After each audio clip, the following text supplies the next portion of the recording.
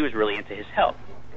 And so he drank, spring water, took vitamins. He had these push-up handles that, in between takes, when they were rearranging the lights, he would drop and do a bunch of push-ups. He was really healthy. Larry Clark, for the listeners, by the way, that might not know, director of Kids and What's Up Rockers and Bully, just a crazy guy.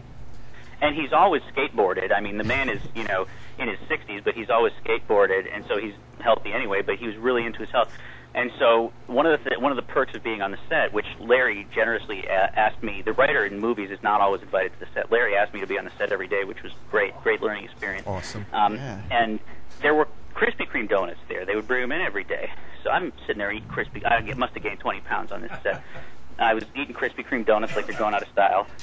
Because, freelance writers have this, as Vito can attest, have this reflex. When there's free food around, you eat it. Yeah, you grab it. Because you don't know when you may get to eat next. So I'm eating the Krispy Kreme donuts, and Larry's like, dude, that stuff is going to kill you. And I was like, come on, you did heroin for 30 years, and you're still alive. I think I can eat a few Krispy Kreme donuts, But as far as crazy stories like him, like punching his fist through a wall or something, nothing like that happened. So I hate to disappoint you, but I was looking forward to the sex with underage actress kind of stuff going on. I can't believe he just said that on the set of the film. He punched his fist through a wall. We're going to isolate that and have that as That's right. Put that out there. Fantastic. Believe me, there's public records of Larry doing a lot crazier stuff than that, so I don't think he'll mind. You didn't share needles with him? That's all I'm asking. I did not share needles with him. Good. Nor Krispy Kreme donuts. Don't blame I tried to get him hooked, but he was too smart. Okay, I just want to go over a couple of things before we go. Chris is going to be doing a comic book version of the Sergio Leone character, the Man with No Name, which comes out from Dynamite Entertainment at the end of the year or so? Yeah. We're saying winter. We're not sure whether it's going to be like the end of 2007, the beginning of 2008, but he will be soon. The first script, has been written and approved by MGM, which is the license holder, so we're on track. And I believe we've settled on an artist who I can't name, but I think we're on track to have that out in winter as promised. Is this going to be an ongoing or a limited series? My understanding is that it is an ongoing series. I guess if MGM hates it, what we're doing with it, they could revoke the license, but it's ongoing. And you're doing I think it's your first creator-owned work with Dean Tripp at Oni, a book called Lion of Rora. Yes, my wife and I, actually, Ruth, that's her first comic book work. We're collaborating. Oh, excellent. With Dean Tripp, an original graphic novel for Oni that'll be out in late 2008 is the current plan, and it's an original graphic novel. It's the true story of Ruth's ancestors, people called the Waldensians, and it's a story very much like Braveheart in that the hero, Joshua Jeannevel, really existed and did some really amazing things, but there are also gaps in the historical records, so we're dramatizing to fill them in. But basically, this was a group of people who were the first people in European history to rise up against their sovereigns to fight for their religious freedom. And Joshua Jeannevel was this simple peasant farmer who became one of the greatest military tacticians of all time and did these amazing things like he would win battles with 5 people against 500 or 10 people against 900. Wow. And it was just because he knew the terrain so well, his use of tactics was so strong, and it's really, we feel like there's a strong appeal to fans of historical fiction, fans of just, movies like The 300 or Braveheart. We think there's an appeal to the Christian market, so we're just hoping that, this will attract a lot of people who aren't necessarily, the superhero fans who show up at the comic store each week, even though I'm one of them. I love these people. But, it's our hope that there will be we'll reach a wider audience, because I think we all feel that comics are a great medium that everyone in the country should be reading, and, anything you can do. That's what I'm excited about, is, reaching out to some audiences that may not be traditional, quote-unquote, comic readers. And speaking of further reading, this Wednesday you have Iron Man Director of S.H.I.E.L.D. Annual. So please, everyone, go out and grab that. Chris, we want to thank you for coming on. Thank you for enlightening us on the strike, and good luck there. My pleasure. Yeah, stay strong, Christo. Thank you. If anyone wants to reach out to you, what's the best way to get them? You got with that website? Yeah, ChristosGage.com. There's a link you can email me, and I will get the email. Fantastic, buddy. Thanks so much for joining us today. Chris. Thanks, Chris. All right, thank you. Have a good day. Thanks, you too. Bye-bye. Awesome. Wow, so we learned that the Clark guy punched a hole in the wall. Right. I can't believe that there's a...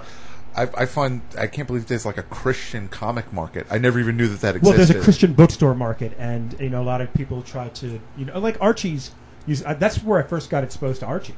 It was like I'm not even saying that to be a jerk. Like I legitimately didn't know it existed. I don't think he was referring to the Christian comic market. I think he was referring to, hey, there's something here for Christians as well, not just the comic people. He's saying there's a little bit here for comic book geeks, or a little bit here for really Christians. But there really is a market stuff for it too. That's the funny thing.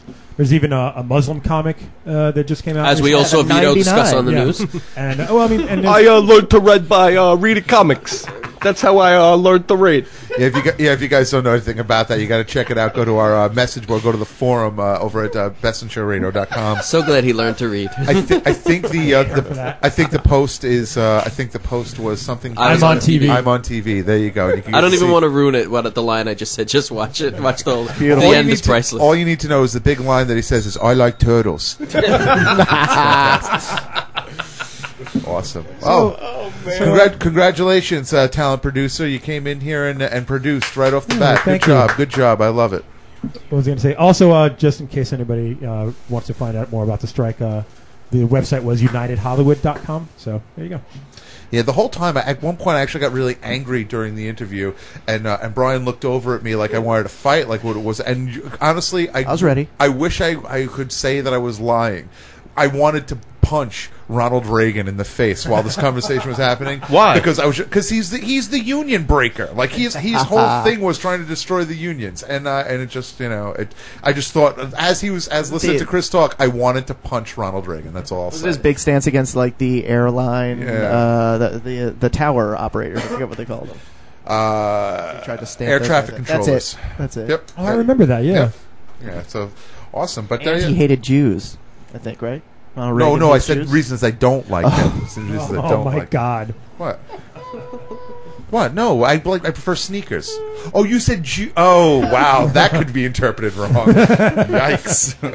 Yikes! Awesome. I hope everyone enjoyed that. Yeah, it was good stuff. I enjoyed it. Terrific. I'm sure that Veal Chop will tell you how much he hates it later on this week. I meant everybody in the room, actually. I hated it too. That was really great. I'm being a jerk. I had some excitement in my neighborhood last night. I don't know. I wanted to throw that out there if I could, if you guys don't mind, really quickly. Whatever. Sorry. Ouch. Good for you. So last night, I come home. I'm trying to find something exciting on my phone thing here. There we go. So last night I come home, and my landlord's had some issues lately. My landlord is an older woman. My landlord's had some issues lately with maybe forgetting to take the garbage out a couple of times a week, and some interesting aromas have been emanating from her apartment as a result. So last night when we get home, my wife comes in. She's like, I can't deal with this. I got to go downstairs and say something to her. So she goes downstairs and talks to her, to get her to take her garbage out. When she does this, my landlord accidentally hits her Medic Alert bracelet. Oh my God. I've fallen, and I can't get up. Wait, that part was wrong. That was wrong. Whoops. But apparently when the people from Medic Alert decided to call, she was downstairs doing the laundry with her hearing aid off. So when the bell rang and I thought the pizza was being delivered last night, it was actually EMTs. My block was filled last night with EMTs and fire trucks not knowing what my landlord had done because of the fact that she had the garbage issue that she had earlier in the day. No. She decided to clean the floors with Pine Sol to try and get rid of the smell. Even though the floors weren't dirty. I mean, it was literally what the problem is her garbage pail is right at the door that leads up to my stairs, so it comes up here. but she cleaned her entire apartment with Pine Sol as a result to try and get rid of the smell.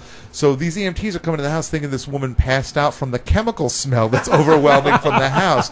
They had searched the whole apartment. It was just insanity, literally for about an hour and a half last night. So I just that was my excitement for the week. That I get out. I thought you were heading towards the garbage wasn't thrown out yet. When they got there, they were going to say, "Wow, this woman must be rotting for days." That's what I thought too. I've got to be honest. Every time that it happens, and it hasn't happened often, but it's happened like 3